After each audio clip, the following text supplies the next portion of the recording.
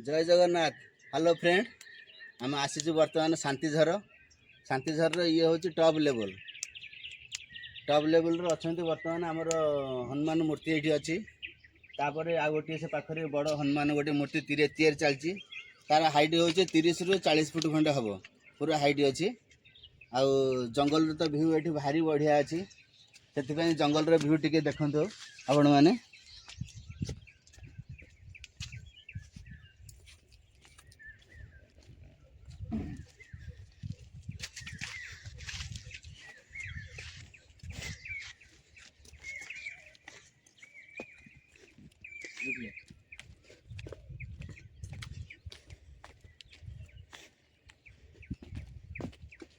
आउ प्रथम वीडियो मुझे कही आपण मानक शांतिझर ये अच्छी दी पहाड़ मझिरे पूरा शांतिझर ये अच्छी।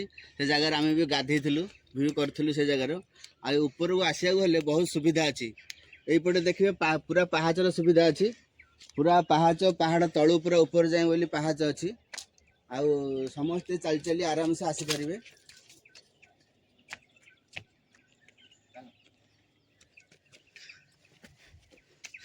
आउपटे तो पाहाच अच्छी आसवाई। आउट रास्ता गले सेपटे आमर अच्छी बाइक आसो, कार आसो, ऑटो भी आसो। बर्तमान तो एरिया भी एतटा डेभलप होनी, किंतु रास्ता काम चली मंदिर काम भी चली। आसतु से रास्ता आम भी देखा।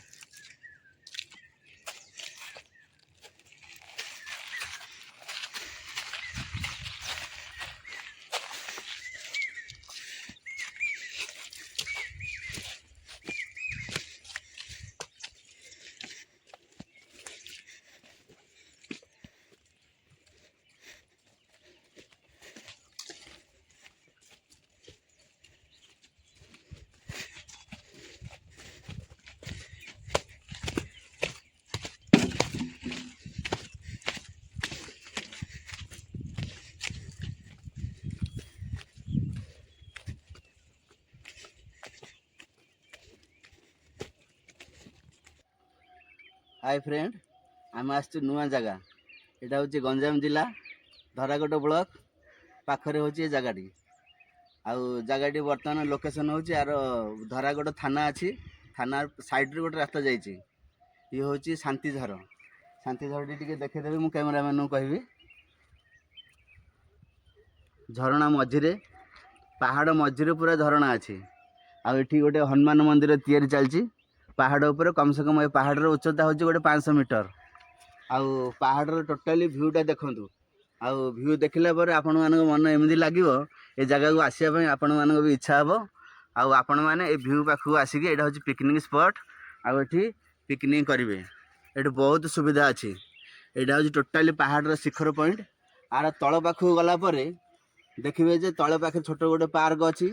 पार्क पाखे भी आ गोटे झरणा अच्छी। सेठी भी गाधेया सुविधा अच्छी। आम तो फास्ट टाइम आइलु ये जगह को देखिलु, बहुत बढ़िया लगे। ये जगह जगह भल लगे। शांतिझर बर्तमान जे गाधेवा चलतु।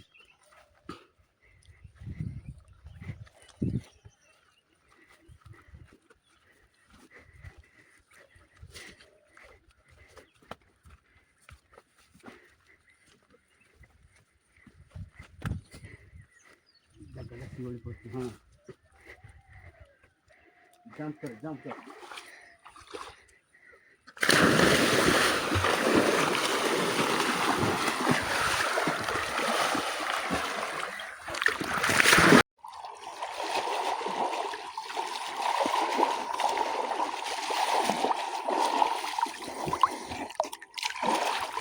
शांतिझर मजा।